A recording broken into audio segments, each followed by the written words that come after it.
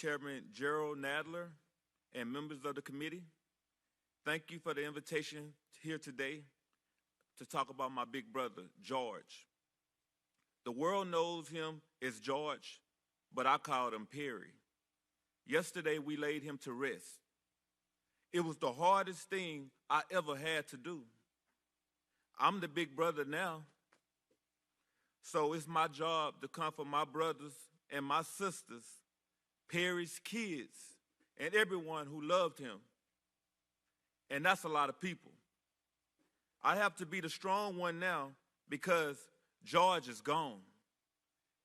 And me being the big brother now is why I'm here today, to do what Perry always would have done, to take care of the family and others. I couldn't take care of George that day he was killed, but maybe by speaking with you today, I can make sure that his death will not be in vain. To make sure that he is more than another face on a t-shirt, more than another name on a list that won't stop growing.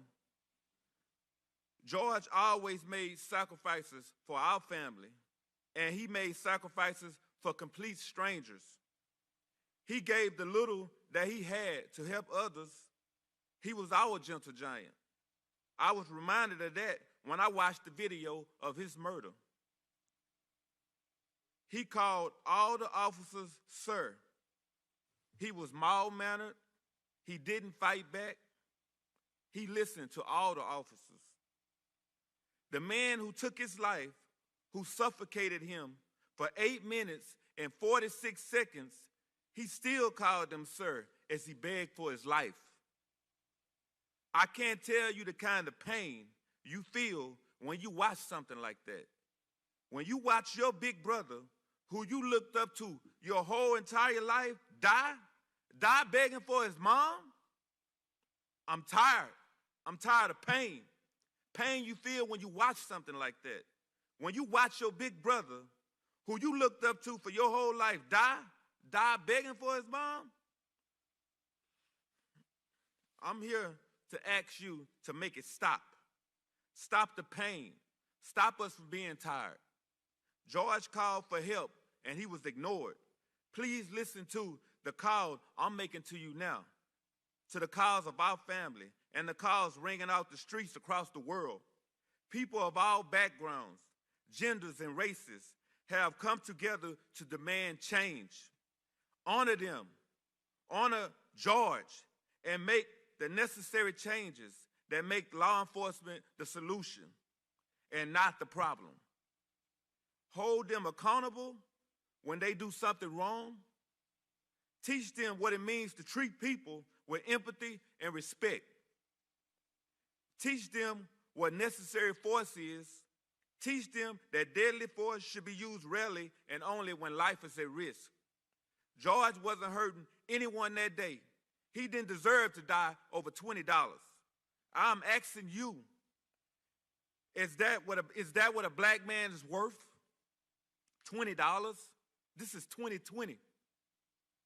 Enough is enough.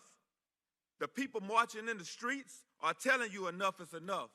By the leaders that in our country, the world needs the right thing. The people elected you to speak for them, to make positive change. George's name means something.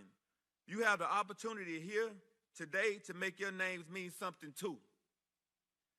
If his death ends up changing the world for the better, and I think it will, then he died as he lived. It is on you to make sure his death is not in vain. I didn't get the chance to say goodbye to Perry while he was here. I was robbed of that.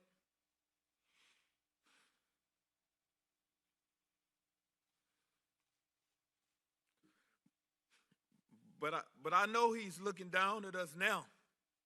Perry, look up at what you did.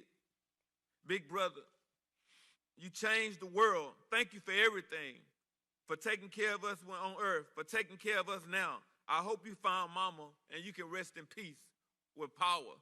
Thank you.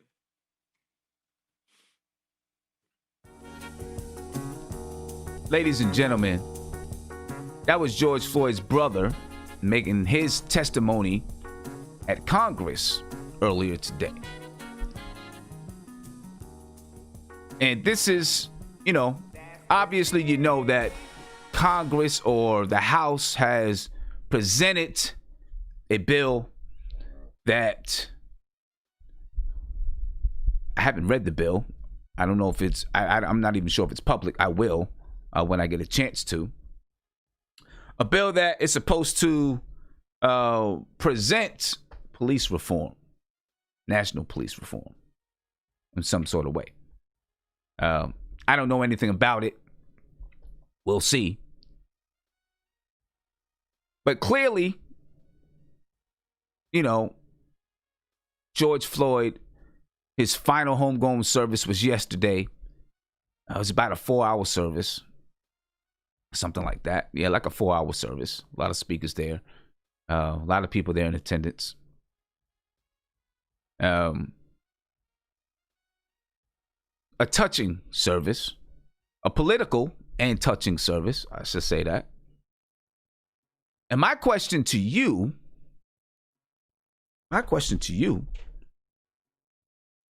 with everything that's going on, and I'm not just talking about George Floyd, with everything that's going on, most of it is talking about George Floyd, but with everything that's going on, well, not George Floyd, but police brutality, but with everything that's going on, COVID-19,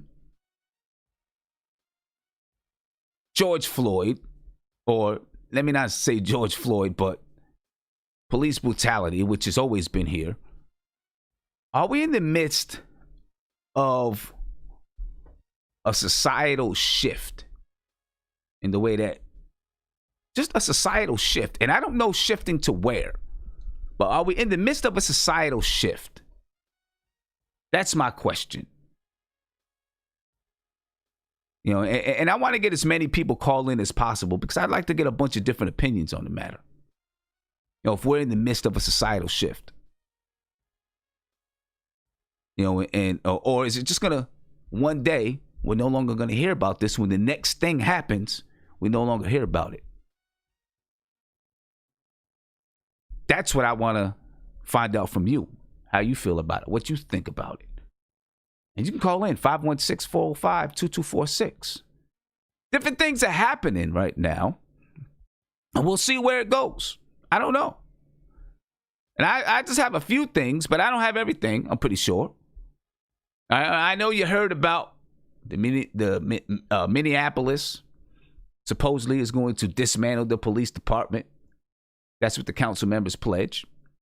They're not going to dismantle it altogether, but they'll dismantle it. They're not going to just stop it. They'll dismantle it and build it back up. Something like, that's been done in other places, in Camden, New Jersey. The mayor of Los Angeles said that they're going to slash the LAPD budget. We'll see. In New York City, de Blasio vows for the first time to cut funding for the NYPD. PG County, Maryland, PG County School Board Committee votes to end the contract with the county police. Now, of course, I live right next to PG County, and the way it works is in each school, there's a resource officer in each school. Right? So they're going to end that police. So already conversations going on about that. There was a bill, I just mentioned it, right? A House bill to unveil police reform amid the nationwide protests. And then, which should have been done years ago, right? It should have been done since forever ago. NASCAR announces that they banned the use of the Confederate flag. I don't know. Are we in the midst of a societal shift? That's my question to you all. Let's see. I got a call on the line. Caller, you're live on the front stoop. What's popping, man? Tell me, are we in the midst of a societal shift? What do you think? Yes, we are. How's it going, Shane? I'm good, brother. I'm good. How are you? I'm doing fine. I'm on my way to work. It's ironic. I'm working security at Walmart right now, so okay. They got me guarded against the protests and all of that. But Hey, it's a job. It's a job. It's a job. You know what I Hey, mean? do what you got to do, man. You know, take care of that Right. family. That's what it's all about. Right. As far as your question goes, is there a societal shift? I believe that it should be at this point. This is the right time to capitalize off of this. You know, no disrespect to George Floyd, but this is bigger than this. This is bigger than his death. You know what I mean? It's through all the police brutality, is bigger than that. Mm-hmm. You know what I mean? Like we at a stage right now to where a lot of people's talking about unity this and unity that. No, like it's time for, because this is not like a black and brown thing as a lot of people would lead us to believe in mainstream media. This is a black issue. Let's keep it real. Let's keep it a buck. It's a black issue. And with that said, instead of us rallying for equality, that shit passed during the civil rights era. That's what we was rallying for, equality. But at the end of the day, Martin Luther King woke up in the end. He felt like he led us astray with that. I feel like we should strive more for power. We don't have the luxury of asking other groups of people for equality. We don't have the luxury of begging through protest for equality. We're at the time to where we should seize it. We should take it. And, you know, a lot of people has this fair notion that, you know, that's leading a lot of our kids to jail. But at the end of the day, I feel as though we should sacrifice our generation and maybe the next generation for future generations to thrive. We can't operate out of fear. So let me ask, so do you think in black people in America, right, there's been a mental shift, or we're in the midst of a mental shift? Do you think? You asking me? Yeah. Do you think for black people in America? Because I'm gonna tell you the truth. For the last 2 decades, man, I feel like we've been asleep. That's how I feel. I feel like we've been asleep. True. You know, I look at black people in America in the 1950s, 1960s, and we had more ambition then than we do now. That's the way that I feel. I feel like we've been asleep at the wheel. You know what I mean? You know what? I agree with you 100%. I do. I'm most certain. But you know what, though? The black people who still living from the 1950s, the NAACP, the Black Caucus, I'm going to keep it real. Like, they dropped the ball. They dropped the ball. The ones that's recognized, like Jesse Jackson, you know, they used to call him Messy Jesse, Al Sharpton, and all of those folks, like, they dropped the ball. Every single time one of us get murdered by, law enforcement, it's always a thing to where the family is I don't know. It's always like a money grab or something. We begging for forgiveness. It's almost, I don't know how to articulate this, but I will say it's almost as if we're taking the bag before the justice come into play. You know what I mean? So to answer your question, yeah, you're right. Like, we all have been asleep.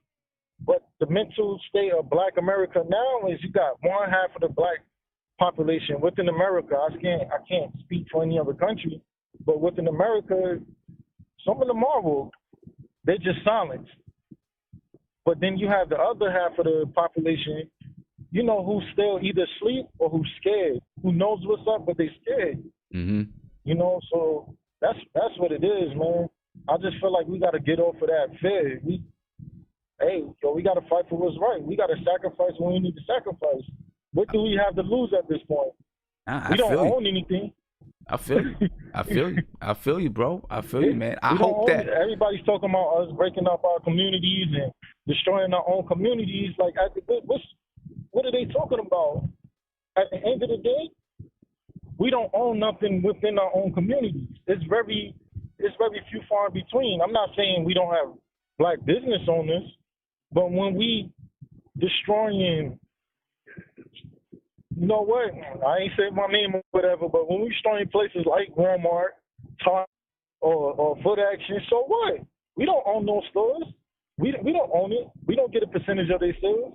No, I feel you there. And I mean, listen, I don't, I don't advocate for violence, but when people's frustrations boil over, I mean, I got a cell phone mark in one of my walls right now because I threw a cell phone, and my daughter's like, "Nah, Dad, we're gonna keep that there," so I can let you know.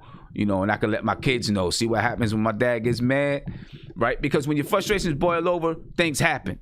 You know what I'm saying? Right. It's got to be directed in the right area. I don't advocate for any kind of violence and looting and those things, right? Because I do believe, and I understand when people say we don't own things in our community, right? But let's use the word neighborhood. And you may not own things in the neighborhood, maybe you don't. But I do believe when you tear down the place that you live, you are opening the door for gentrification big time.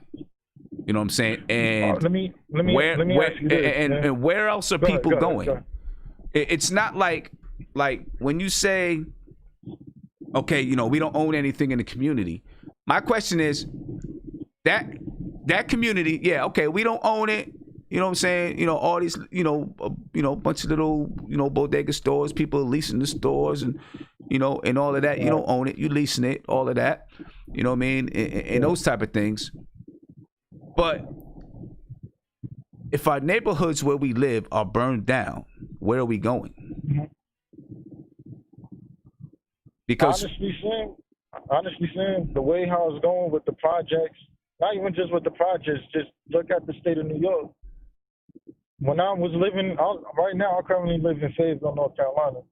When I was living in New York, Harlem, you know how Harlem used to be like. That's shit, it was nothing but a lot of black folks. Go to Harlem now. No, I feel you. I feel you. Who's jogging out there now? So gentrification is happening, whether we tearing our own neighborhoods down or not. It's happening regardless. It's happening regardless. So I ask you to your point. What is the solution? I mean, the solution. How do you get people to recognize? And go ahead. No, go ahead. Finish asking what you were saying. How do you get people to recognize? Because like peaceful protesting, that hasn't been working. It wasn't like this incident happened every 5 years or every 6 years.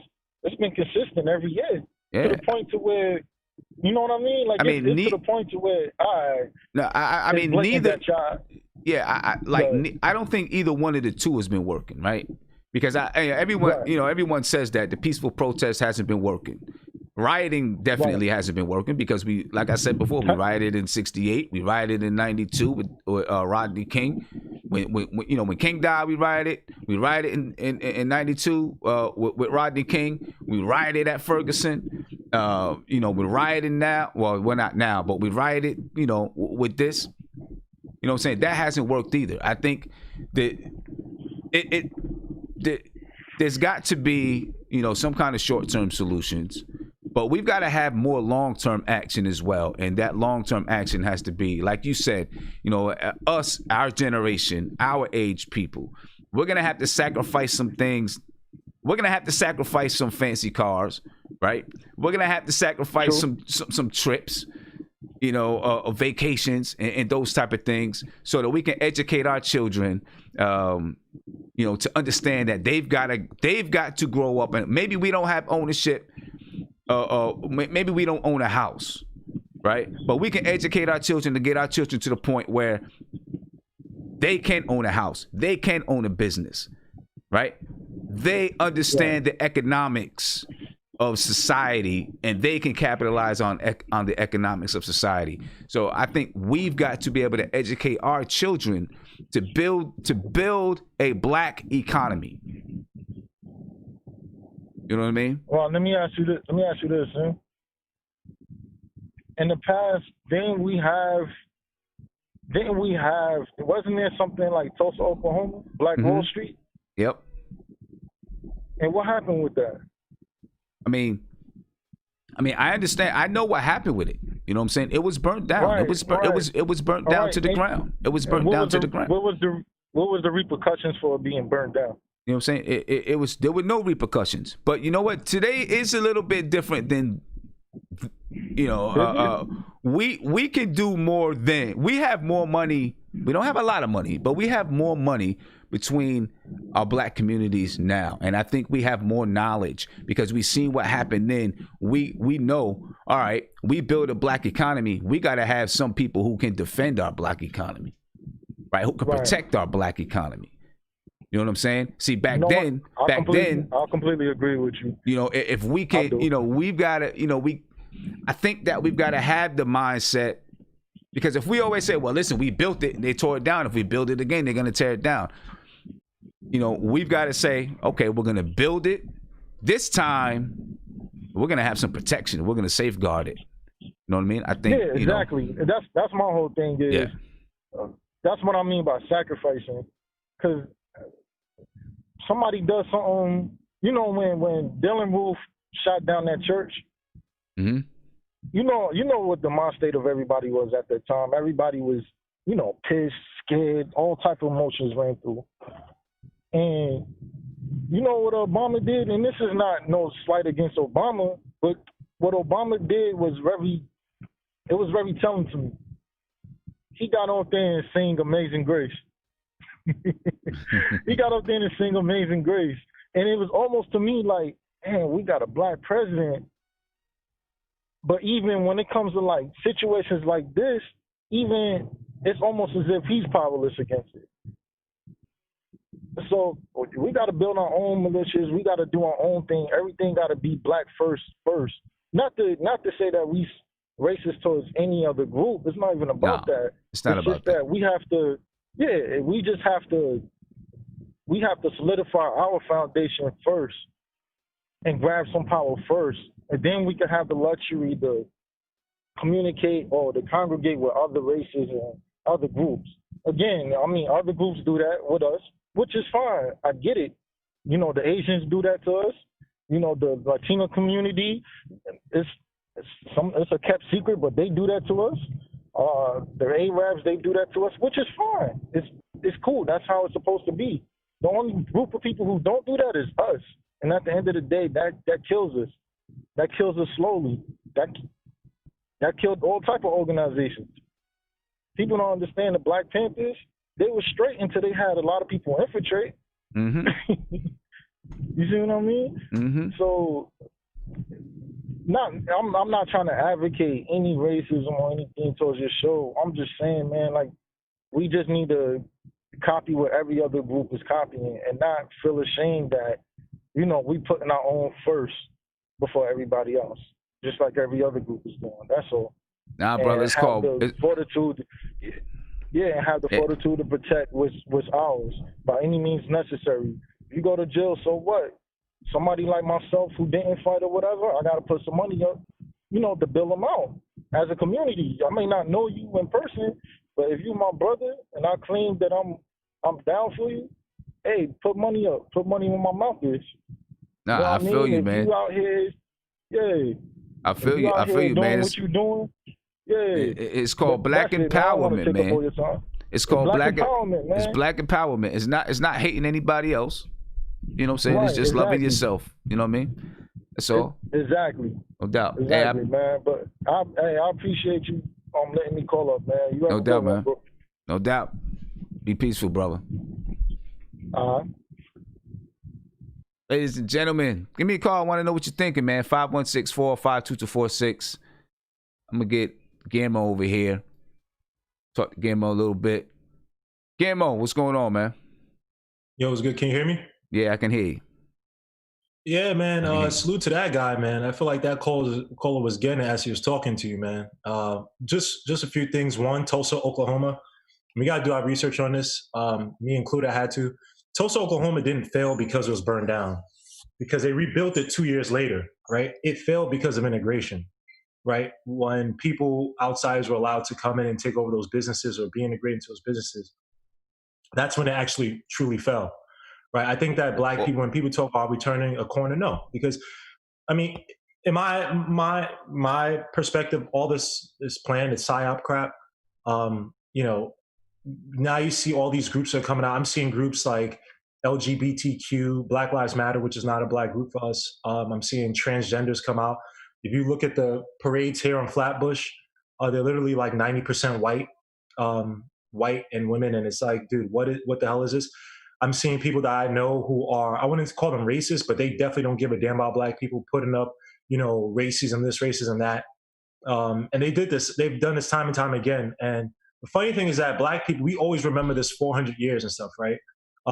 Which, look, yeah, there are lasting effects. I'm not going to say there isn't, but it's funny how we don't remember how so many groups have played us, right? Throughout times when we've had these marches, we had these pushes, right?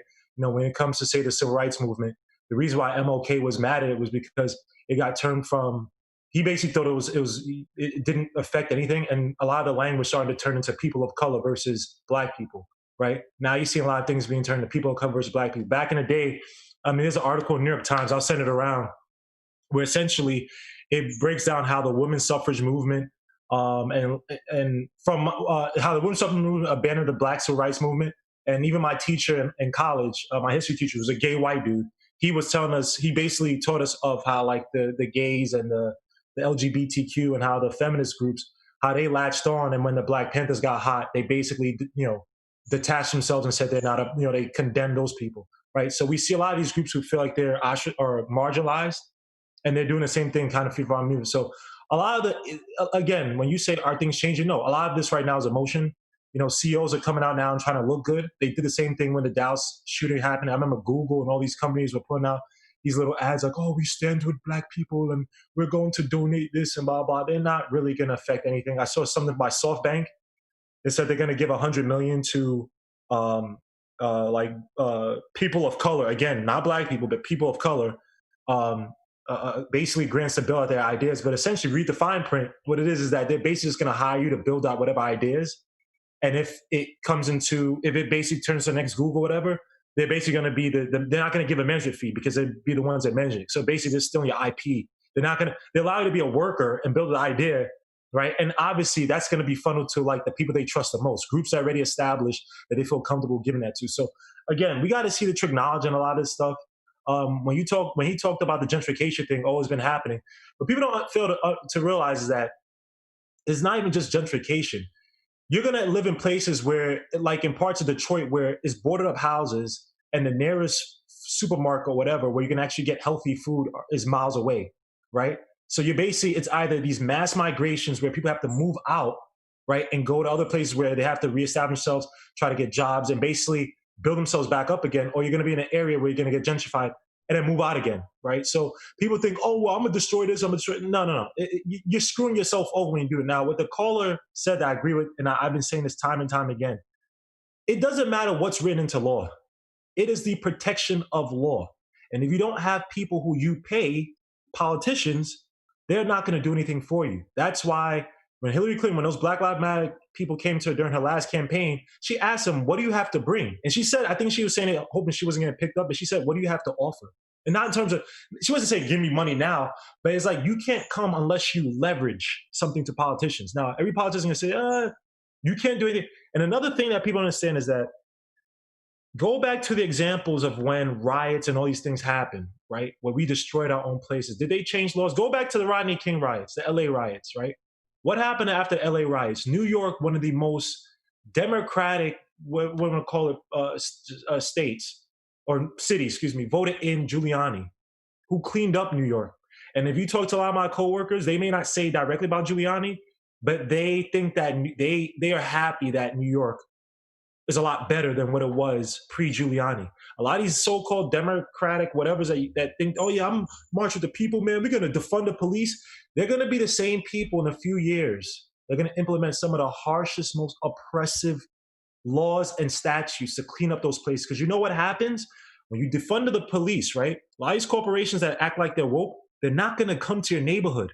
They don't give a damn about you. Like, they can't, can I make money and will I lose money if I have a bunch of people destroy my neighborhood, or if I can't get proper traffic flow through of people because there's no police presence? If those people move out, the food stores, supermarkets, whatever, move out, they're going to look at it, and the mayors that actually want to clean that place, if they go up to, say, Amazon and say, hey, we want to give you a bid for, not give a bid, excuse me, or we want to be one of the people that you select to maybe build out your newest thing. Amazon's going to look at them like, hell no, I'm not going to bid. There's nothing there. So those politicians, those mayors say, well, we have to clean up the city. And how are we going to clean up the city? We're going to bring in some of the most oppressive regimes of cops, police forces to clean it up, to gentrify it. This is what happened in New York, guys. Trust and believe. When they say they want to defund the police, those same woke people, they love police just as much. De Blasio saying all this stuff now because he's about to get kicked out. He has literally no power in the city. The cops don't respect him. His own constituents really don't respect him. And this is like his last term. So he can say all this woke crap. He don't give a damn. He's out. So again, knowledge, do research on these politicians who are promising stuff, because a lot more oppressive regimes are going to come into play, bro. Isaiah, are we in the midst of a societal shift? Is society shifting? Is the mindset of black people shifting? Can't hear you, bro. Can't hear you. I don't know. I don't know what's happening. Nope, can't hear you. Yeah, you're gonna have to come back in. We got Savvy in here. Savvy, what's going on, man? What's up, man? How you doing? What's up? You tell me, bro. Are we in the midst of a societal shift?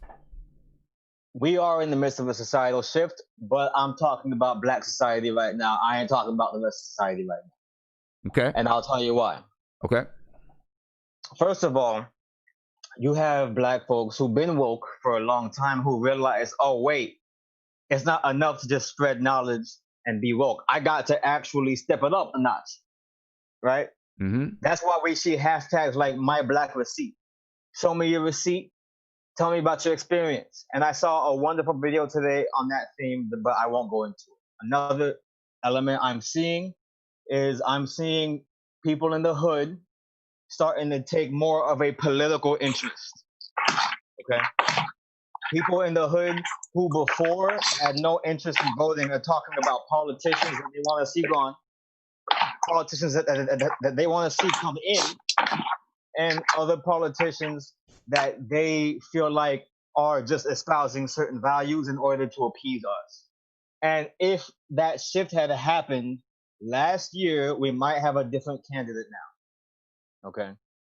So let's examine something else, right? We have other black folks who maybe don't have a political interest and maybe have not been woke all along, who are starting to feel like, oh man, like, you know what? I don't want to be like the people they say who forgot where they came from. I'm seeing now that I need to go back into my community and I need to play a more active role. And that's a beautiful thing. But what I am seeing to the contrary is that a lot of non-black people of all races fall along a certain divide where it's like some of them are trying to see what they can do to be better in the future, and some are trying to get just back to normal. And so that's the part where I believe a shift is not happening. Hey, Okay. Sim, you hear me now, Okay. Sim? Yeah, I can hear you, man. Okay. So back to, what's up, Savvy? What up, everybody? Shout out to the chat. Son, So, I think it's happening, Sim, because I don't know if you've seen, but have you seen when they were voting in Atlanta that the machines were down, they were not working, but if you go to the white parts of I believe Georgia, they were working correctly and everything like that. So I think what that is, I think what's scaring these people now is that they see that, oh, they're taking it seriously and are noticing they're noticing that the small elections actually matter, of who your councilmen, your aldermen, your mayors, all those people, your treasurers. Oh, wow, all this stuff matters now. So we just can't slip the people that we want. The people are going to notice that. They're going to notice, like, whoa, this guy's not really for us. Why do we want this guy to work, to be the mayor of Atlanta when, he doesn't care about us? So I believe when I say the shift, when you say there's a shift, I do think that's coming, because I think we're noticing that, hey, we have power. We have to get the right people in office to make these changes that we want. So I do think that's happening. And, and when it comes to black people, I feel like we've been had this mindset, but I think we just needed other races, aka more people we needed more people to notice that this is real for us. That all this stuff that's been going on, we're just not saying this just to say it. You know what I'm saying? We're not wasting our breaths.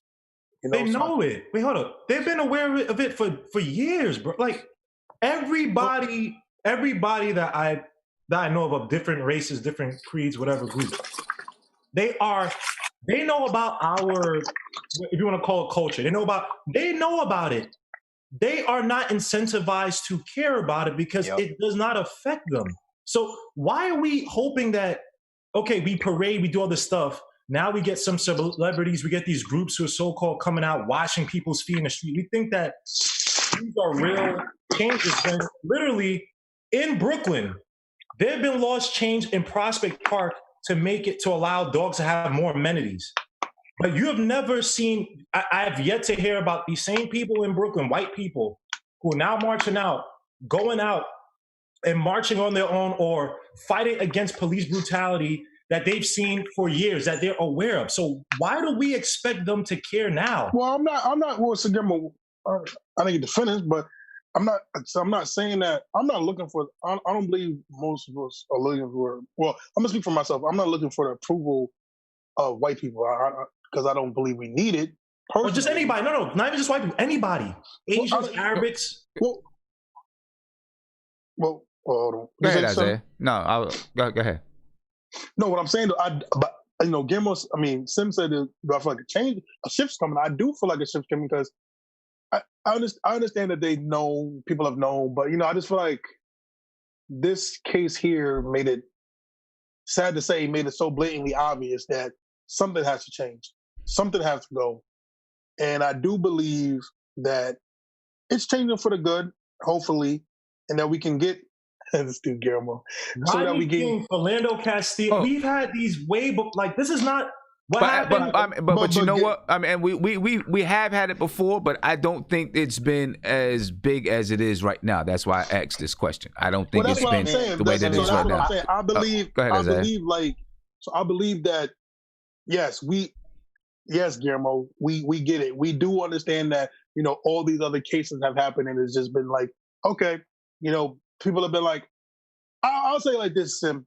People have been like, for example, like, you know, this how I think some people think. Eric Gardner, well, he shouldn't have been doing X amount of that. Or we had other cases where people have been like, you know what, that dude shouldn't have been trying to X this. This one is blatant murder. Like, this is just 100% blatant murder. So people are realizing now that, you know, I feel like with some people saying, and this is how I see it, some people in their minds when all these other cases happened, they use the but. You know what I'm saying? They use well, you know, Mike Brown should have been trying to wrestle with a cop. Or, you know, you got all these other, or Tamika, or I think Tamika was the one who got killed in prison. Oh, she should have been resisting arrest. Why can't you just comply? But when you have a man that's getting his air supply just, you know, choked up by a man's knee, then you're like, whoa, this isn't normal, you know? And it takes horrible cases like this for other races to see, like, oh my God. So when they really say Black Lives Matter, this is what they mean, or when they're kneeling, this is what they mean. And people are noticing that, and people are seeing it. Like I said, I'm seeing, again, people can feel how they feel, but I'm seeing other races come in here. And I'm seeing other people actually care. And it's just not like a weak thing. It's not like a fad. It's not like 2 days of angry protests and everybody's going back to normal. Everybody's going back to TikToking and doing all that other crap. People are really doing this time. And we can complain, or not saying, we can complain. We can talk about, you know what, how we feel like this is just, people are going to feel how they feel. But I believe this time is real, Sim. I really do. People can feel how they feel about it. I think it is. You know, we'll see if it's, you know, every however many decades, it's like it takes decades, you know, to move an inch. You know, we'll see if this is another inch that's moving forward. I don't know. You know what I'm saying? You know, there's a lot of corporations that's coming out, and, you know, for all intents and purposes, they're coming out because, you know, they want to make sure that they protect their money. I mean, you know, let's be honest about it, right? They want to make sure that they protect their money. You have local school districts and local governments that say that they're going to do this with their police department or that with their police department. You see what I flashed across the screen earlier. Those things don't just happen because one person says it's going to happen. It's got to go through a vote, right? A group of people have to make that decision. So it's not like it's just going to, bam, happen just like that. I can tell you right now, in PG County, where the school board voted to end the contract with the county police. What that means is that there will no longer be a resource officer in the school. There's varying opinions from black people on whether or not they want the resource officers to be out of the school districts or if they want the resource officers to be in the school districts. I am friends with police officers who say, you know, there's more issues with the security guards in the school, you know, having problems with the students than the police officers, right? So there's going to be a lot of things that are moving and changing, and a lot of discussions going on. I don't think any police department is really going to defund the police. I'm going to tell you that right now. That's not going to happen. I can't see it happening, right? Will they try to dismantle? Dismantle is very different than defund, right? Like in Camden, New Jersey, that's what they did. They broke down the police department and then built it up in a different way. I'm assuming that's what Minneapolis is saying that they're going to try to do. Guess we'll see how it all plays out. We're in day what? What are we in? Day 16 of protests and things like that. But I'm going to tell you, this is what happens to people. Sooner or later, they start to get tired of hearing it all. That's when you try to, that's when you know, that's when you know. When people get tired of hearing it, right? When people get tired of hearing it on the news, seeing it on the news, and they are looking for another story, that's when you know. You know what I'm saying? So we'll see what happens. All we can do is wait and see what happens. Well, that's not all we can do. If you believe in it, there's a lot that you can do. You know what I mean? And you got to find out where you fit in and what you can do to be active and continue to push black people in America forward. However that is that you do. You know what I mean? And I think that's where, you talk about, if you want to talk about a revolution, man, it's got to start within first. That's number one. It's got to start within. And then, we'll go from there. You know what I mean? So, we'll see. There's a lot between now and whenever. And, obviously, we already know there's going to be new cases of black men, black women being murdered by police. It's going to happen. I can guarantee it. Right? There's already been cases that happened in 2019 that were not made public, that have now been made public. Bunches of them. And we'll be watching and we'll see, man. We'll be watching and we'll see. We'll see where it moves from there. I don't want to spend this entire show talking about this because, we've talked about it a lot. We're going to end up going over and rehashing new issues. As we get to next week, we'll have a new topic to talk about it. I can guarantee you this. I'm not going to stop trying to continuously educate my people. You know what I mean? So when we do another Time to Build, we're going to do it on education. I had somebody send me an email, ask me, say, hey, I need you to check out this YouTube channel over here. And it's all about, not education, I'm sorry. We're going to do it on finances. And it was all about, it was about stocks and things like that. The next Time to Build, which I'm going to do it on Monday, it's going to be about finances, managing your finances. Yes. You know what I'm saying? Black people managing their finances. That's what it's going to be about. All right? Because we can't stop. We got to continue to build. You know what I mean? Yo, Sam, you guys hearing static? Up, bro. Let me get, I hear some static from you guys. Let me get that static out of there. All right? So give me 1 second. I'm going to give you, it's going to take me about 30 seconds. I need a 30-second break. Let you guys look at this while I get this static out of here. Sim, your All right. volume's messed up, Now, bro. I'm going to come back in. And we're going to get this nice and clear. And you can see everything on the screen, man. You know, you can see the news reports. We'll see what's going on with it. Anyway, let's get back. Let me get to a phone call real quick. Caller, you're live on the front stoop. What's popping with you? Hey, Sam, my man, what's going on? Tony Crow, what's popping with you, brother? How you feeling? I'm good, brother. What we talking about? I think I'm on a little bit of delay. I had you guys pause for a second. Yeah, man. We were just asking the question, are we in the midst of a societal shift? And not even just with police brutality, man. Even with the whole thing with COVID-19 and the way that people, are we being ushered into a new direction of just life itself? Even with COVID-19 and the way that you know, I mean, masks, I feel like that might be a mainstay now. You know what I'm saying? I agree. I definitely agree 100%. I mean, if not as a mandatory precaution, I know me, myself, I already said I'm not taking the mask off for a long time after the general public does. So for myself, it's going to be a shift. So I agree with that. And I think a lot of people feel that way. Especially with the talks of the second wave. Yeah, man. Coming. I mean, I'm trying to be ahead of the curve, if anything. Yeah, man. As a matter of fact, I'm gonna go get tested myself because I was out at a couple of rallies, protests. Yep. I was in a protest in D.C., which was large, and when I say it was large, I mean shoulder to shoulder people. You know what I'm saying? It was heavy, you know what I mean?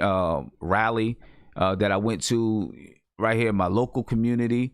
It wasn't shoulder to shoulder people. There was enough room where we could, you could find you a little bit of space. But still, you know, the governor came on today and said, anyone who's been out to a rally, we recommend you go out and get tested. So I think I'm gonna go get tested. Yeah, I mean, it definitely doesn't hurt.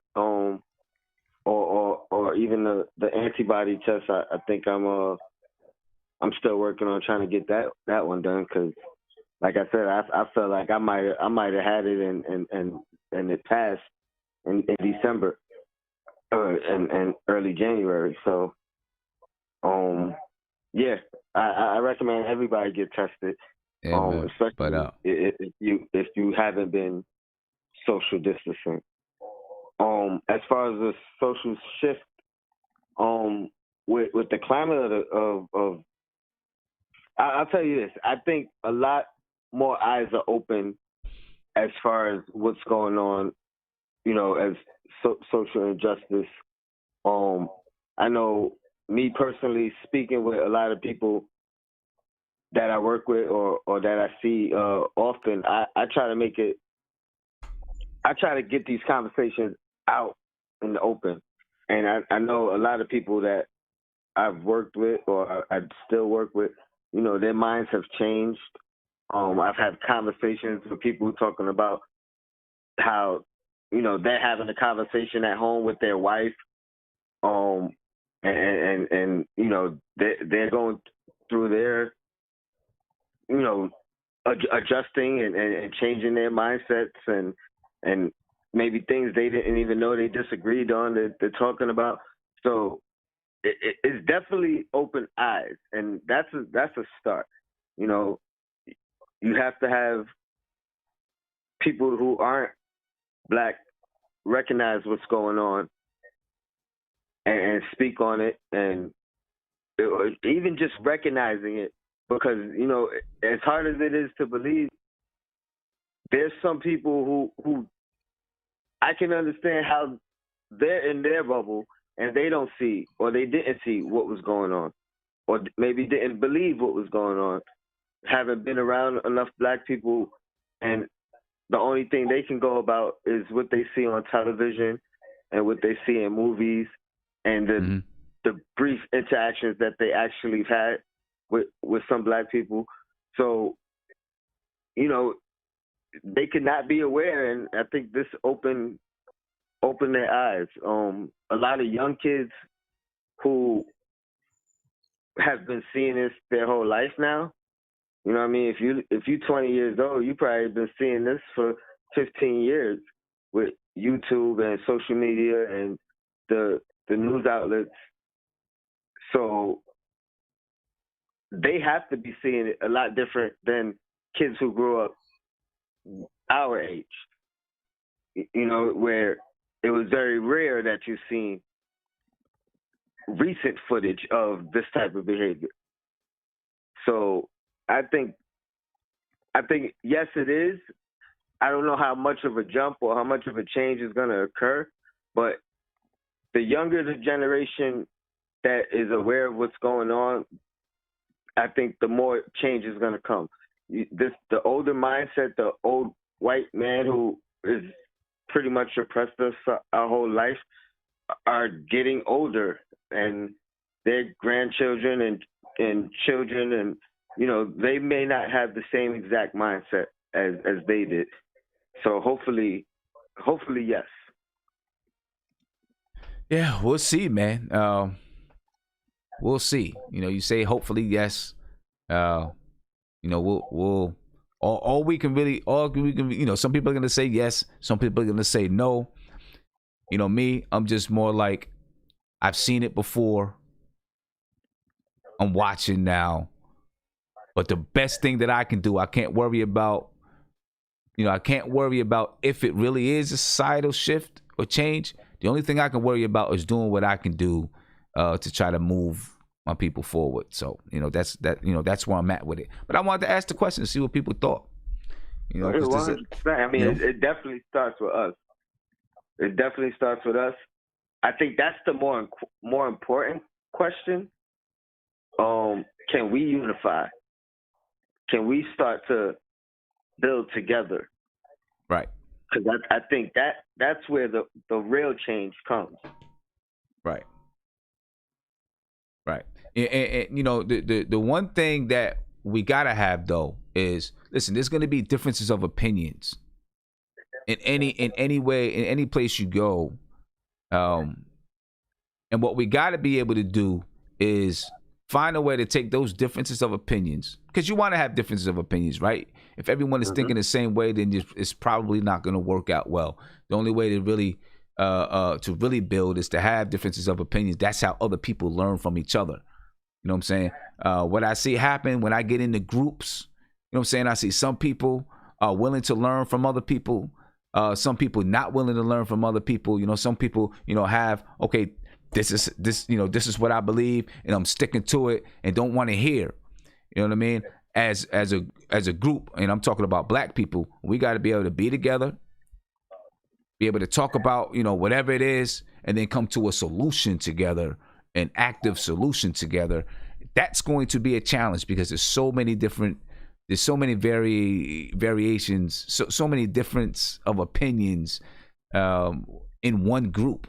You know what I'm saying? And listen, we're not gonna have a big national, you know, one big giant group all together, right? It's got to be in your local community. But even in the local communities and groups that I participate in, so many differences of opinion. Sometimes it's hard to come to a consensus on a solution. You know what I'm saying? Because people come from so many different walks of life. It makes it difficult to come to a consensus. Many times I've seen people walk out like, I'm not rocking with this group no more, because somebody has a difference of opinion than them. You know what I'm saying? Or they put forth a strategy that, you know, people say, well, we don't know if that one's gonna work, you know, or something like that. And then people go and then they splinter off and want to start their own thing or something like that. And then there you go. You know, everyone's broken apart into different factions. You know, we gotta find a way to, you know, when we have differences of opinions and things like that, still be able to melt it into a solution. You know, and I'm talking about solutions in your local community, in your local areas and stuff like that. 100, and get rid of that mentality of, you know, self-preservation, because we're stronger together. Yeah, and we're stronger together. And I think that the whole thing of we can't do. Got to get rid of that. You know what I'm saying? And you know, that's what I was talking about with the last caller. He was like, you know, we had Tulsa and look what happened.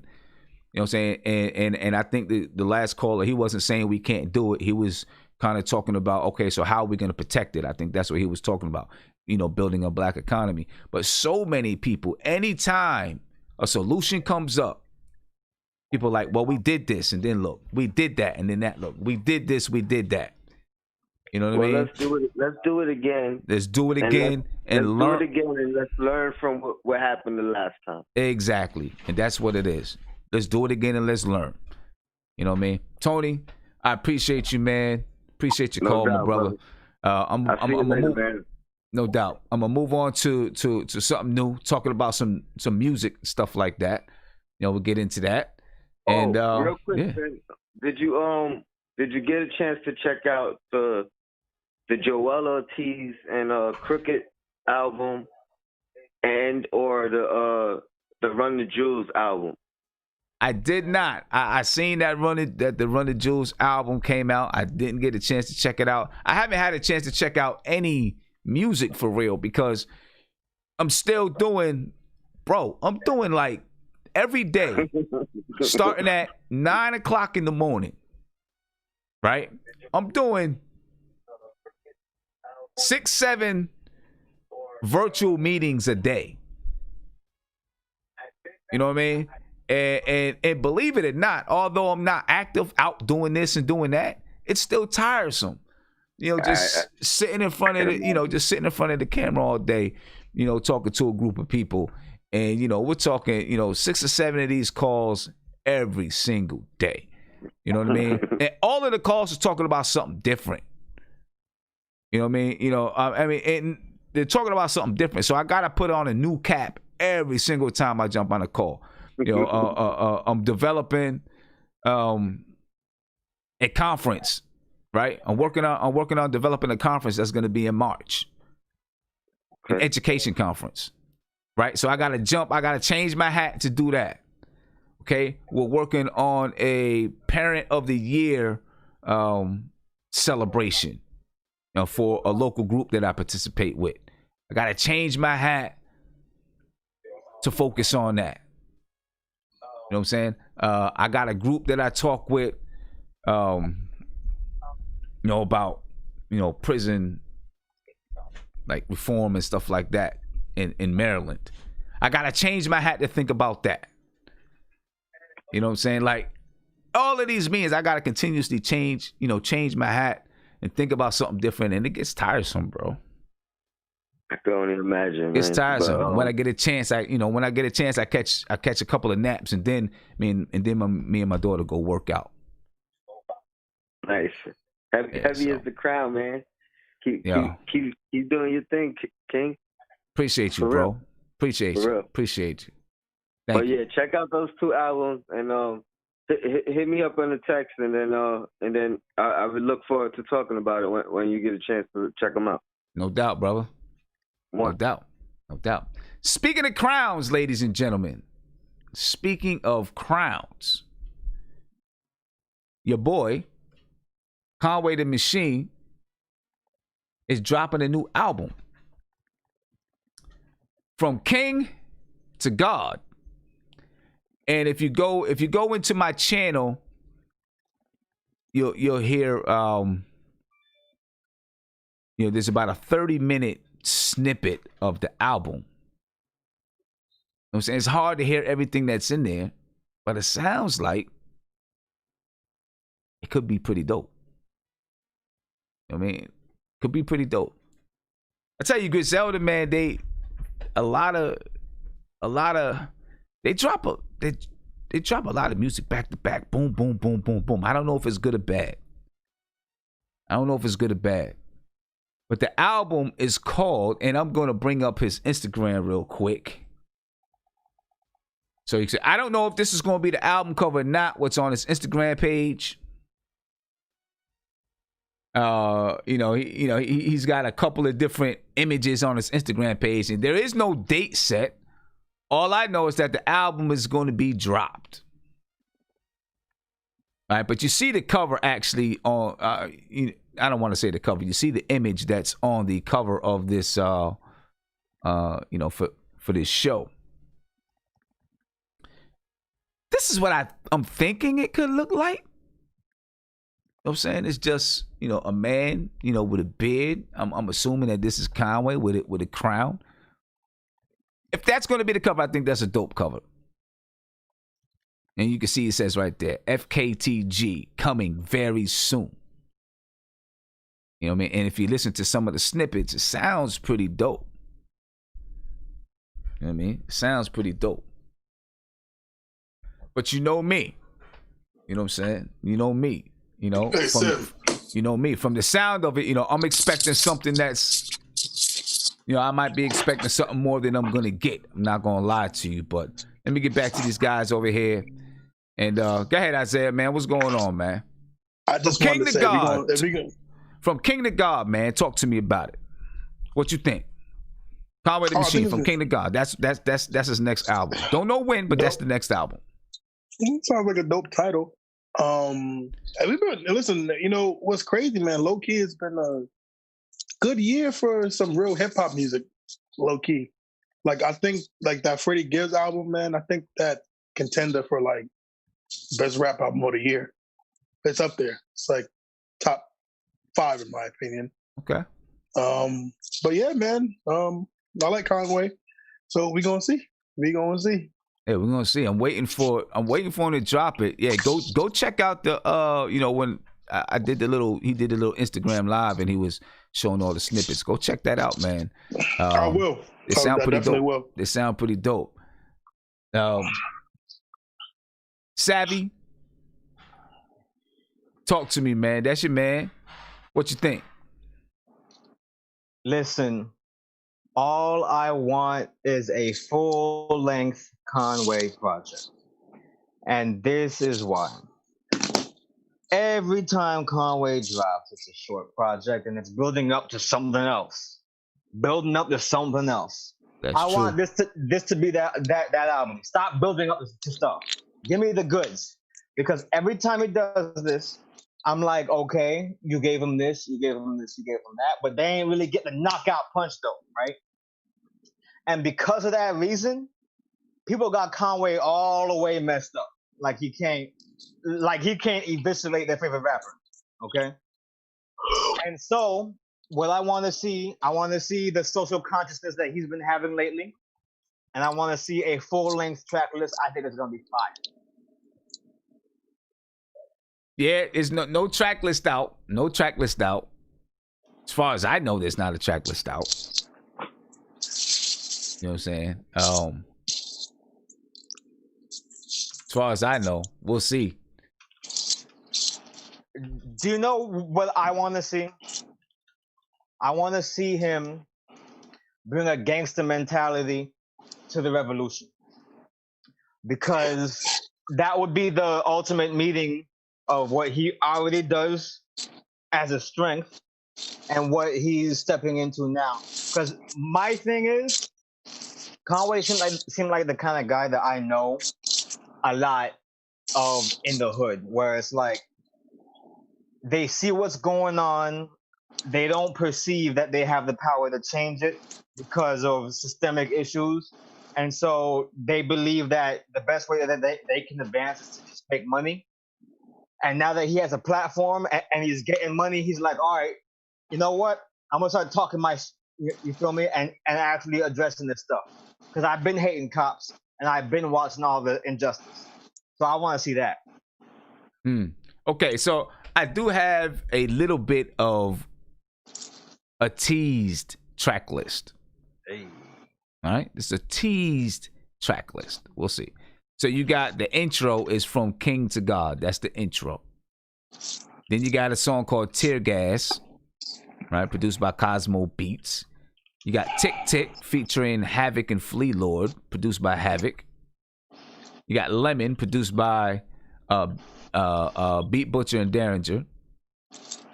You got True Bethel featuring 2 Chainz. 5500 featuring Rick Hyde. Then you got God. It's a skit. Got Stay Solid featuring Freddie Gibbs, produced by Beat Butcher. You got 50 Seed Razors featuring Drake. Wow. Okay. That took me back. I didn't think that was gonna happen. Okay. No, I knew that would happen because Drake is a Griselda fan, but wow, like a Conway feature before a Benny feature. Wow. You got then there's a song called G Bundles featuring Dej Loaf. Hey. And you got Spurs 3 featuring Benny the Butcher and Westside Gunn. And then you got Crackin' in the 90s. Is that Spurs 3? Spurs 3, yeah. Ooh. Right. Yo. And then you got Crack in the 90s, and it's produced by Rock Marciano. Yo, So that is the teased track list. Oh man. I need That's that. the teased track list. So, you know, we're gonna see, man. Hey, Sim, you know what's crazy, Sim? What's up? Dej Loaf is so underrated. She's like on a lot of like feature tracks. Mm-hmm. She's killing it. Like she's underrated. Like I see her on a lot of features. People like her voice. It's all because of A Boogie. Said A Boogie. Yeah, so we'll see, man. Who else dropped album? Oh, go ahead. You know who's also been doing? Who's also been on these? And I need my props, Sim. I told you, Tyler the Creator is hip hop. That boy is nice. He's been on a lot of albums. Some of your favorite people's albums. Was he on this?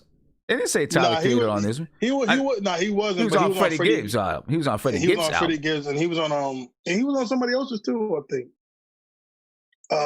Was it on Conway? He was on Westside. He was on Westside Gunn's album. Yeah. Yep. Yeah, he was on Westside Gunn's album. Underrated producer too. Very underrated. But he's coming up though. People are starting to notice him.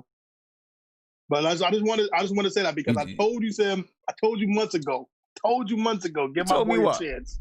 Told me what? I told you. Tyler the Creator was fire. He won a Grammy. You ain't telling nobody nothing. Well, Grammy's his favoritism. But oh my God, what? He beat DJ Khaled. That's not favoritism. That's good music. No, DJ Khaled good music. No. All right. Whoa, hold on one second. But I was just saying to Sam that I put him on. I told him that album was amazing. By the way, I told him that album was amazing. Telling lies. Before he won I told Sam that album was amazing before he won a Grammy. Everybody knew that. Nah, everybody knew that. Okay. Everybody don't listen to Tyler the Creator. That's true. So we'll see, man. And actually, Guillermo, no, I have not. I always like to listen to positive, thought-provoking music, which you did notice when I said from King to God that I would have some expectations about the music. So you even asked me how I feel about the album, but you're reading what I'm writing in the. I was actually getting to it, but you sitting there got a mug on your face. I don't know what's going on. Anybody else just jumped in and said whatever. Take that back because you forgot to ask me about an album. I just mentioned you and started having a conversation with you, and I just started having a conversation with you about the album.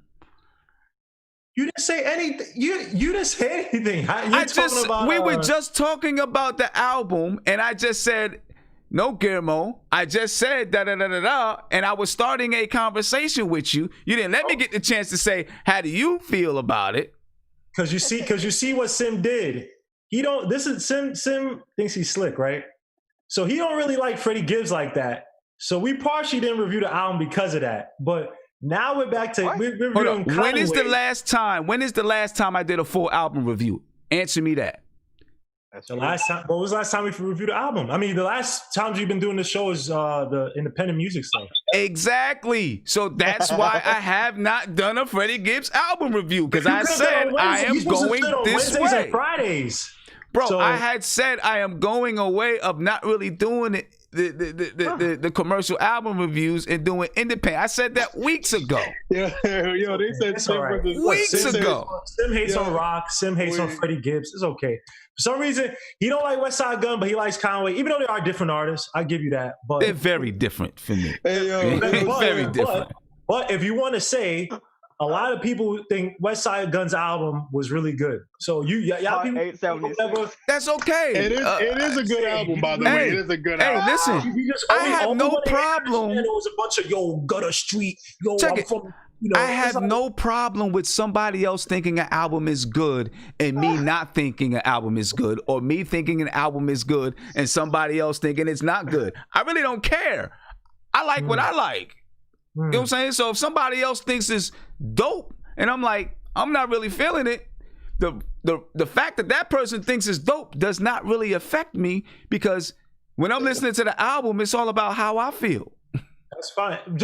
Let's just make sure that we criticize Conway stuff the same way we criticize some other artists. Because one thing about Conway, as talented as he is, and what I think one thing that separates him from Benny the Butcher is that he can become bogged down in spitting the same and kind of being just the same kind of.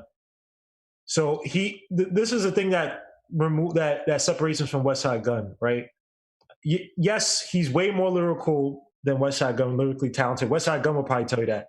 But one thing that West Side Gun does, that he flips it, he changes it up. So even he's gonna talk about the same eating rice on a Thursday in prison. He's gonna talk about shooting up. He's gonna talk about snorting coke. The same formula lyrically in terms of his content, but the productions and the hype and all that stuff, it changes. So at least it's like, all right, at least it's something different. And when you listen to a lot of Conway stuff, sometimes the beats are very, unless he's doing something with all of Griselda, and even when he's done stuff with all of Griselda, it follows the same formula. It does sound good. Don't get me wrong, a lot of stuff does sound good, but you get it's caught in that same New Yorkish kind of gritty, and it's the same kind of bap, and then these druggy type of, not druggy, but grungy New York type of beats. And his cadence isn't as versatile as West Side Gun or as Benny the Butcher. So, I'll be interested to see how he changes it up. He does have a dope title for the album. What was it, King to God or God to King? From King to God. From King to God, sorry about that. That's pretty dope. I like that name. That's a good and first of all, he has a song with Drake, so me personally, I just can't listen to Drake when you try to put him with some of these harder guys, like these harder artists. I know he's doing it. That's probably a nice little Rock Nation connection. And that's another thing these guys got to be careful of, Griselda, because they made their bones, right? I mean, they built themselves out because they were signed with Shady, and Shady had a chance to sign. Sorry about that. Or something like that, and he did it. And they essentially built themselves up, them and Derringer. They built themselves a nice following. And I think that what you don't want to do, because what Drake does, he's like Shang Tsung, right? He sucks the souls out of like any artist that he's working with, takes their style, and then basically many times you don't hear about that artist again. Only a few artists can survive the powers of Drake, Shang Tsung. So the thing about with Griselda, I'm hoping that, with Conway, I don't think it's gonna happen. I know what Griselda, I know what Conway talks about. Drake, I just don't want to hear him talking about like, we had to call one on Sun, and we had to run a jukes. Gilmore, you know what's coming. You know it's coming on. You know it's coming.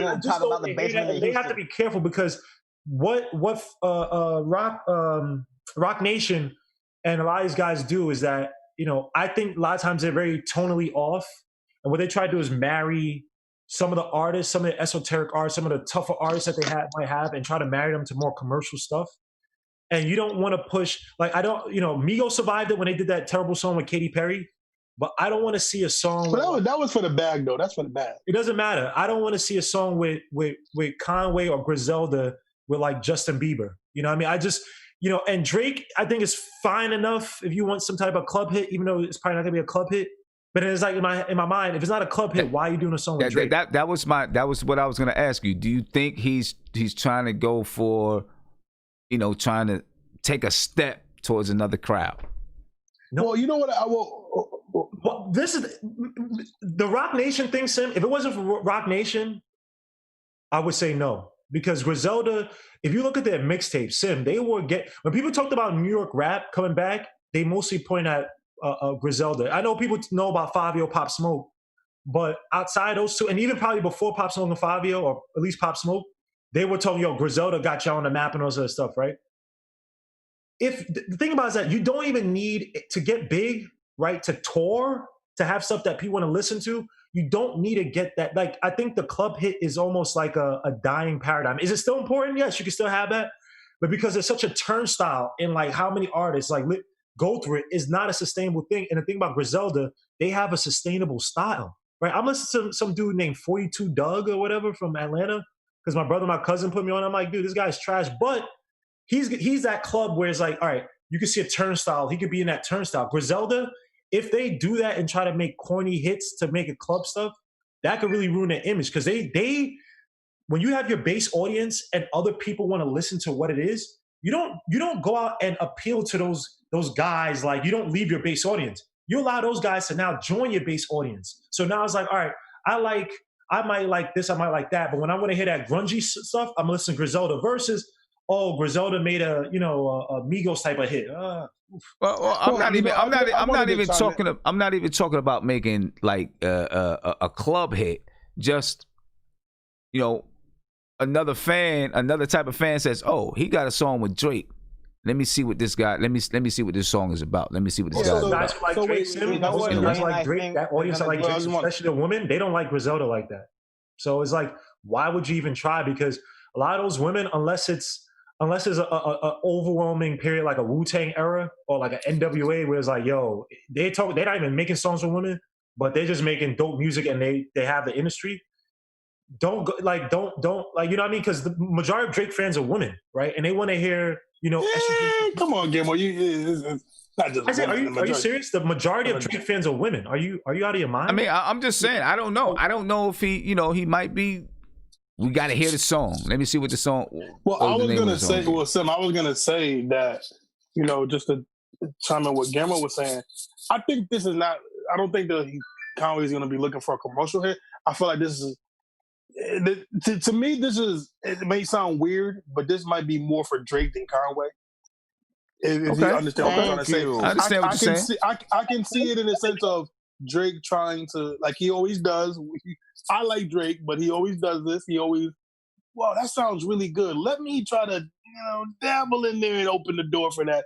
And I guarantee Sim, I almost guarantee you, Sim, he's gonna talk about being in New York. He's gonna be like, yo, son. He's gonna do that grimy. He's gonna try to do that. You know, we was in the trenches in Canada and all that stuff. He's gonna do that on the song. I guarantee it. That's how Drake does on the tracks.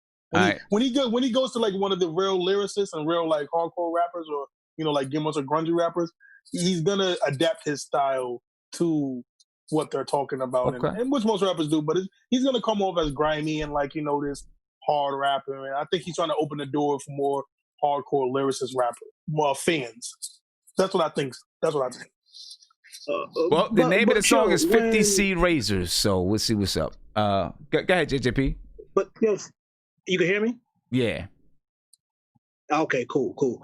Conway has said in several interviews that he they're gonna keep it grimy, but they're gonna have something for the clubs too on his debut album.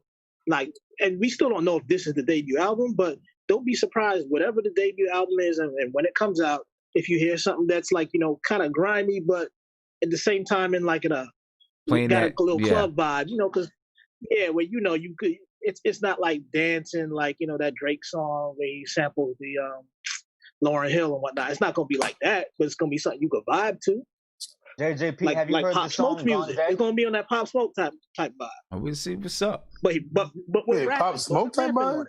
But that's not their fault. Yeah, you know what I mean. Like Pop Smoke music ain't like Drake dancey music. It's not like dancey music, but it's on that vibe shit that all these young boys do.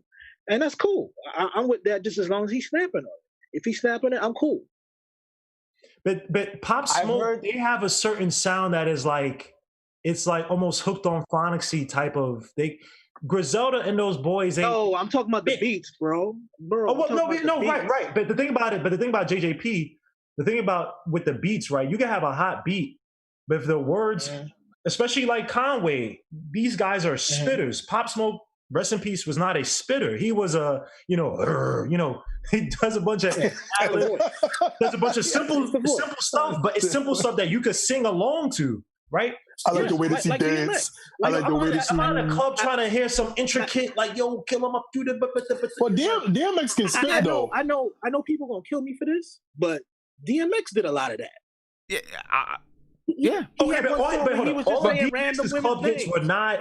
DMX wasn't the most complicated. And made it sound hot. Come on, man. Well, DMX. Okay, so all right, so we know that, but his hits was Simple Simon. Come on, bro. No. That's what. But you're agreeing with me. I'm saying DMX's hits were simple. DMX when he was making more deeper songs, you never heard I'm slipping, I'm falling, I can't get up in a club. Well, maybe back in the yeah, you probably did. Maybe yes, back in the tunnel. Maybe back in those grimy days. But you know what I mean. That wasn't that's Sin heydays right there. That's Sin heydays. Yeah. I'm a little bit after Sin, but yes, you did hear it. For sure. Yeah. Sin was listening to Courtney and So, but check it, Biggie. But look, Biggie could get intricate, tell a story, and get grimy, but he could also have a club hit. No. Right, I mean, right. But Biggie, what I'm saying, again, you're comparing. That's different levels.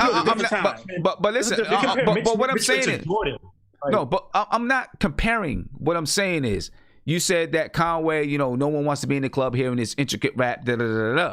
Maybe he's versatile enough, and we don't know what it's going to be about. But maybe he is versatile enough where he can do just enough so that it can kind of groove. That's what I'm saying. You know what I'm saying? Exactly. I hope so. Yo, look, I'm not rooting. I'm sorry, I didn't mean to cut you up, JDP. I'm not rooting for these guys to fail. I hope they do well. What I don't want to see is that they do something that's well outside their range, and then again, like how fickle this industry is. People start to count them off.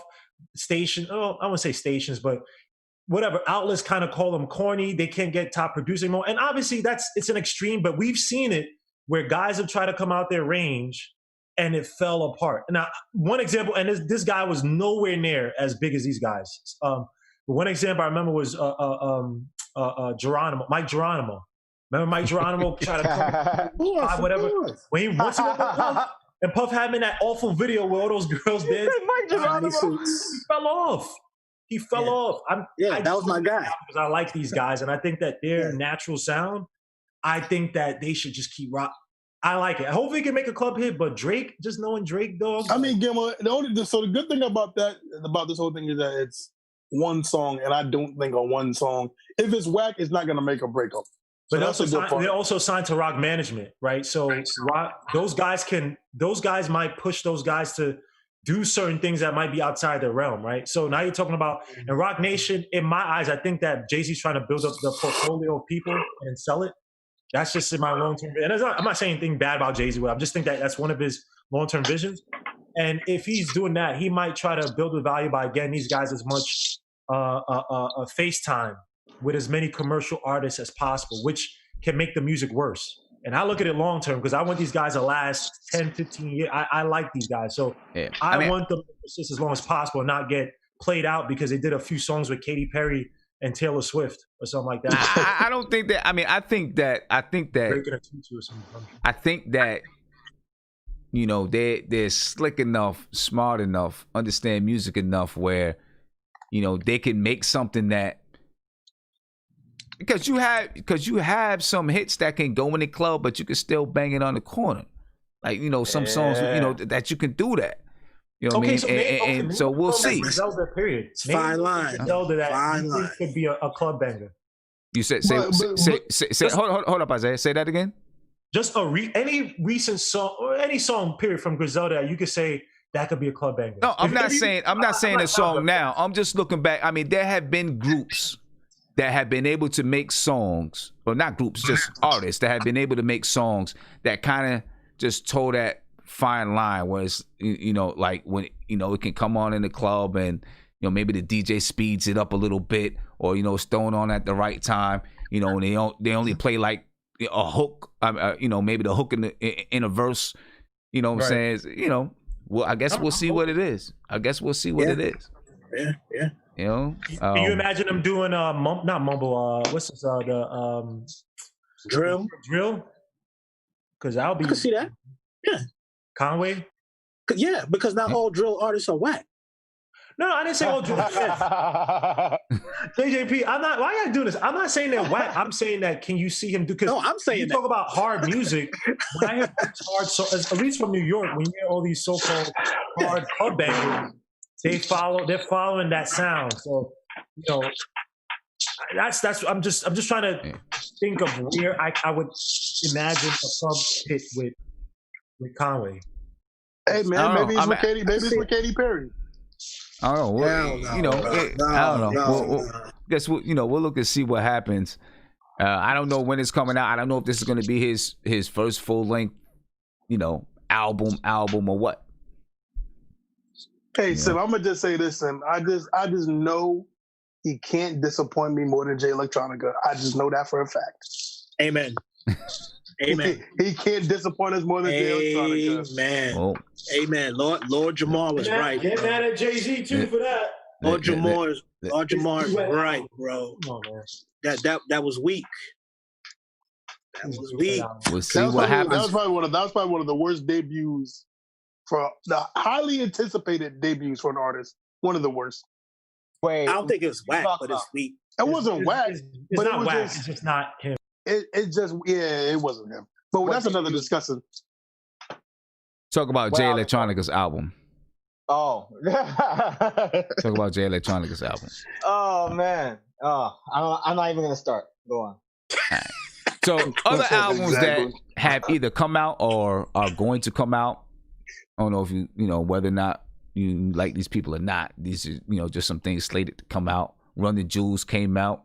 Yes, sir. On a week ago. Paul Good Wall. beats on there. Paul Wall's coming out with an album. Slap Talk. Hey, I haven't heard Paul Wall in a minute. Yeah, Paul Wall's coming out with an album. Flatbush Zombies coming out with an album. Oh, word? I didn't know that. Now Flatbush Zombies already dropped. It came out, yeah, that's right. It came out June 5th. So did Paul Wall. June 5th. Yeah, June 5th. I'm listening to that tonight. It came, it's called Now More Than Ever. Now More Than Ever. Okay, I hope it's not too trippy, but I still have to listen to it. But a quick comment about Paul Wall. That dude is probably like top 3 white rappers of all time. like okay, so yeah, back to Flatbush Zombies. You can't name. No, wait. Tonight. Try it. You can't name 3 white rappers better than Paul Wall. Try it. Say it again. You know what? I haven't listened to Paul Wall that much to even know. I'll be honest with you, Savvy. Paul Wall? Hey. 3 white rappers better than Paul Wall. The standard is not high. But Eminem, Action Bronson. Oh wait, okay. Eminem and Action. Oh damn, I forgot about Action. Mac Miller's better than him.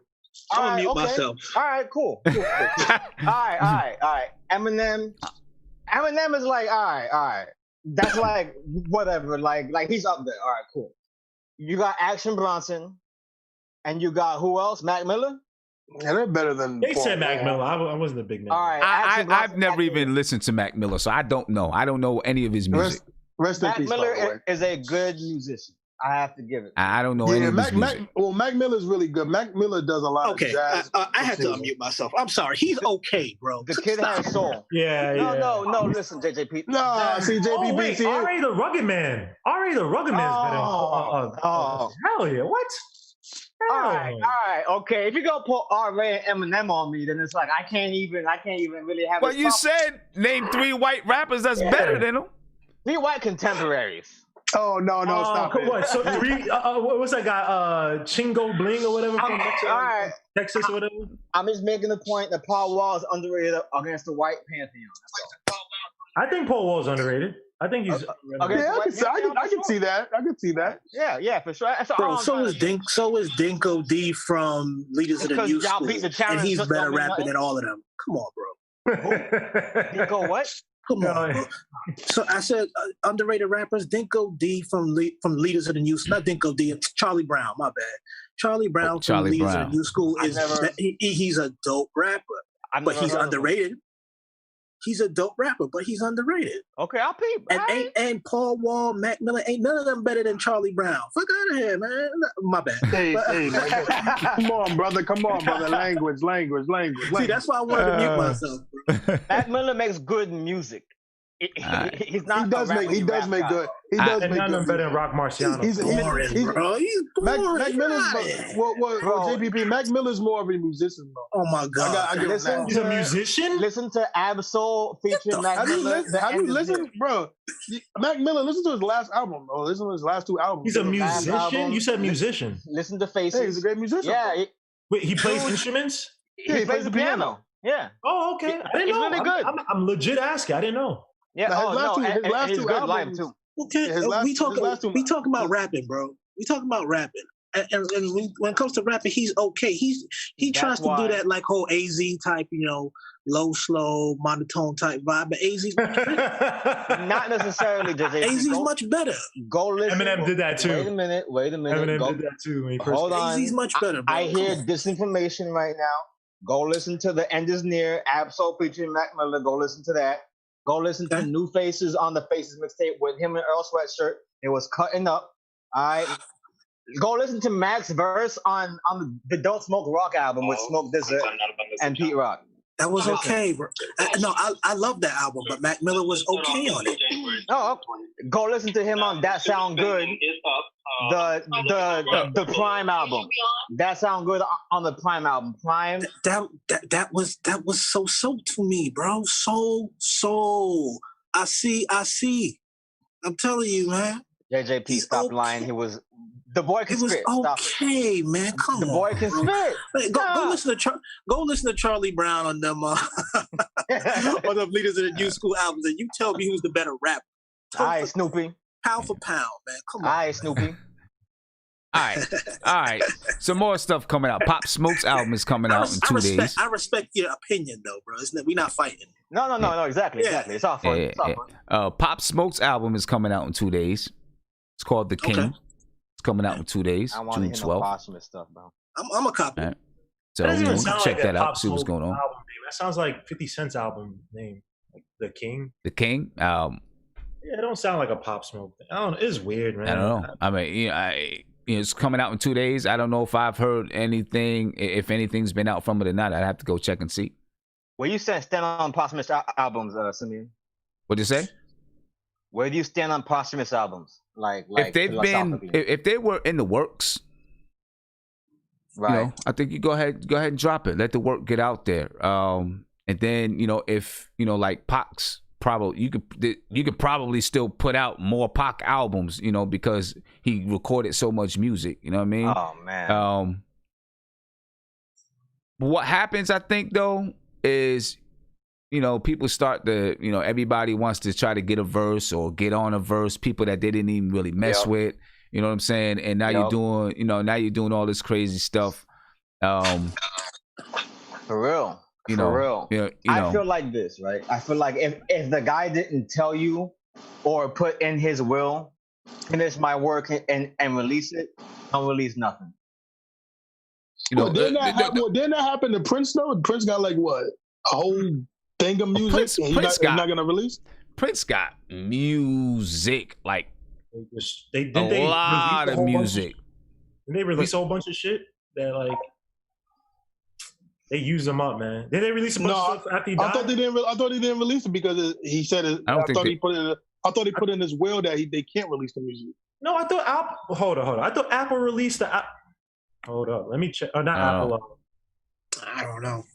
I don't know. But I guess it's hard. It's tough because it's to me, it's gonna depend on who is releasing the album.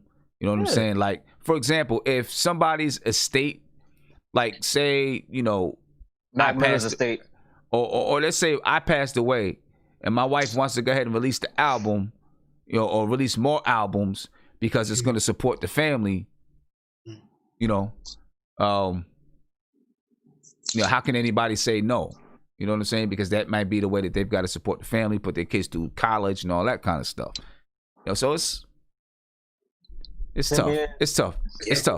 But you got to have the people that's going to do it right, though. You know what I mean? That's right. True. Exactly. This is my concern, Sim. I feel like people have a different vision of the artist's work than the artist had for it. You feel me? And I feel like 100%. And not only that, but I feel like some of these artists don't even have the great relationship with their families that their families think that they have. So I mean, that could be true, but that doesn't mean that they don't. That could be true, right? like But my concern is always boils down to their best interest at heart. Like it bothers me to feel like it's not being honored, and I don't feel like unless they said something, you can't really know. And Mac Miller might have actually put that in his will to release that posthumous album, but I still didn't listen to it. It was a good album, by the way. I thought it was.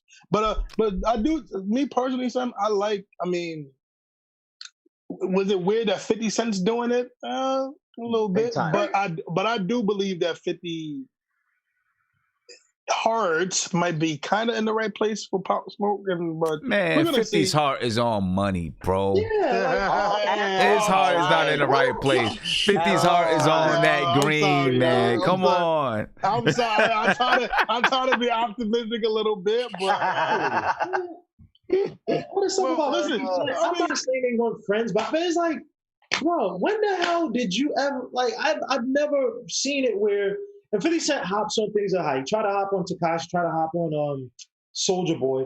50 Cent, and I'm not hating on him per se. He is an opportunist, and he almost a vulture because he don't give a damn if you're dead or not. Because to me, I'm like, why is this guy responsible for this stuff? If that, I'd rather the DJs that work with Pop Smoke, his closest friends, whatever. Yeah. I'd rather them spearhead it if they wanted. But do they know? But do they know any music idea going on? Pop Smoke wanted to even release this stuff? You know what I mean? Like Prince and Prince did release an album in 2018, some 1983 microphone, whatever. Yeah. Released in 2018 after his death. But to 50 Cent, man, like I this is how savage these guys are in the industry. You die. And I'm not saying 50 Cent didn't help him, but sometimes a lot of these artists, they do their own thing because they may have tried to appeal to an artist who may have had a label or platform and they couldn't get on. I'm not saying that's what happened to 50 Cent, but a lot of these guys, they do that. Once somebody dies, oh, yeah, it's like people, they take more advantage or they feed off of the energy when someone dies versus when they're alive. You know what I mean? So to me, 50 Cent, I mean, he could do it, but again, this might be in the vision of what 50 Cent might feel. Because it might be a song that Pop Smoke never want to release, and 50 Cent might say, yo, this is hot. And people, we might take it as like, that's how we want to remember Pop Smoke from that song? That song sucks. So, I don't know, man. 50 Cent, man, I don't know. It feels slimy, man.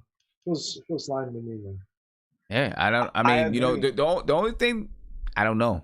You know, I don't know what his estate said about it or anything like that. So, who knows? Hey, you know what? I rather 50 have it than Leon Cohen. True. That's very true. There I'd you rather go. 50 have it I'd rather than he have it than Leon Cohen. Call him a snake, call him whatever. But again, you don't know who 50 might sell it to. You don't know how to catalog. Don't matter. That's up to him. I want to see a receipt of all the money going to that boy's family. That's what I want. Savvy, but you know it's not going to happen. Oh, no, of course not. Of course not. And you know what else? I don't like how we just completely moved on from a murder investigation. Right. Like the boy was murdered. And we all just completely moved on from that. I didn't hear any news about a perpetrator being apprehended or what. And they had a video. So Yeah. you know what, man? You know what? That album, okay? Why don't you fund a private investigation for the kid's fucking murder? For the kid's murder, I'm sorry. Yeah, I'm trying to find some information about the album. It's not too much out there. I guess we'll find out in 2 days. It's so sad what happened to that kid, man. He was so New York, man. I guess we'll find out in a couple of days. Well, anyway, look, I'm getting over to NBK, man. I'm gonna do just a little call-in show real quick. I wanted to talk some NBA stuff tonight, but you know we didn't really get a chance to. I guess we can go talk about it over there.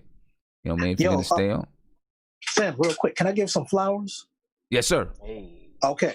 Yo, shout out to that boy Isaiah down there in the corner in the blue shirt, because on that last Dolan, the sportscaster one that you did, that boy Isaiah was spitting. Yeah. That boy was spitting. Our boys growing up. Isaiah, So, yeah, that's what I'm God. saying. Isaiah been, Isaiah been growing up a little bit, man. Hey, yeah, Sim, let me. I had an Indian tear. Oh man, let me say, hey. Is this recent? Yeah, check this out. Hey, What the hell is an Indian tear? Oh, you don't know what the Indian tear is, brother? Come on now. But JPP, thank you, brother. I appreciate you, man. Listen, tomorrow night, everybody, I'm going to be on Sportscaster. I'm going to record my first video for the MBK team, and I will be talking about LaMelo Ball and how LeVar Ball is going to get that man on the Knicks. Guarantee he's going to get him on the Knicks. Watch out for tomorrow's Sportscaster. I'm gonna be on there. So will I. Well, I'm going to be in the chat. I'm not going to be on. I'm going to be in the chat. Yeah, don't take the game, brother. Can I get some type of shine? We get it. Bro, listen, Sim, we get it. You, Michael Jackson, we are the Jackson 5. We sitting back. Exactly. We sitting back. He just trying to give you the oop. That's all. Yeah, that's what I'm saying.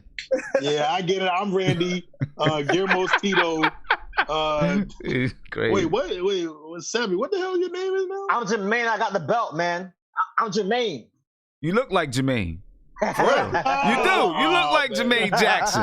Young Jermaine Jackson. Yo, I'm Jermaine, man. I'm Jermaine, boy. You better, hey, don't miss a step. All right, I'm out of here, man. I'm getting over to MBK right now. I appreciate you guys, fellas. Andy, by the way, Andy, you the GOAT. Yeah, no doubt, man.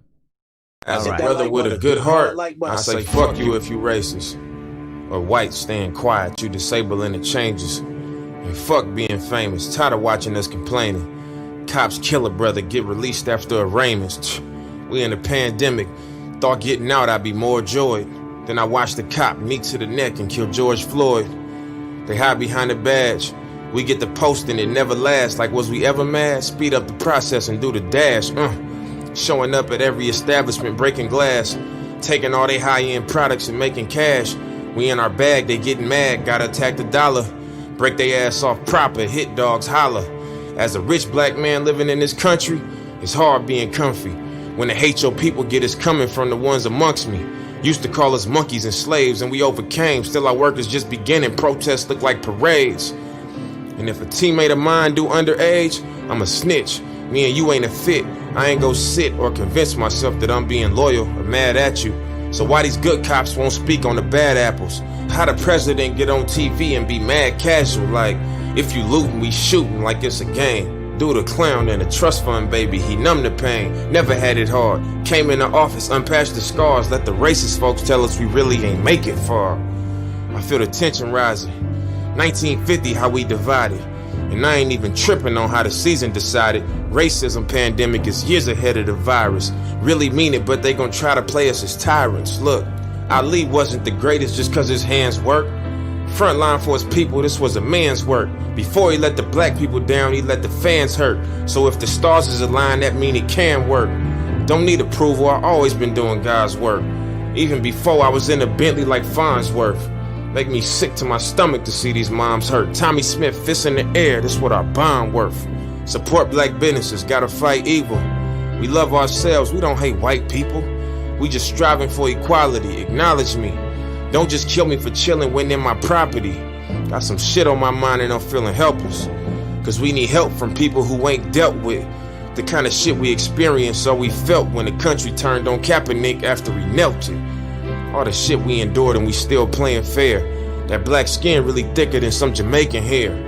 Our culture beautiful, battle tested and tough. We had enough, so either come with some change or it's gonna be rough. Period. And as a brother with a good heart, I say fuck you if you racist. Or you white playing quiet, you disabling the changes. And fuck being famous, tired of watching us complaining. Cops kill a brother, get released after arraignments.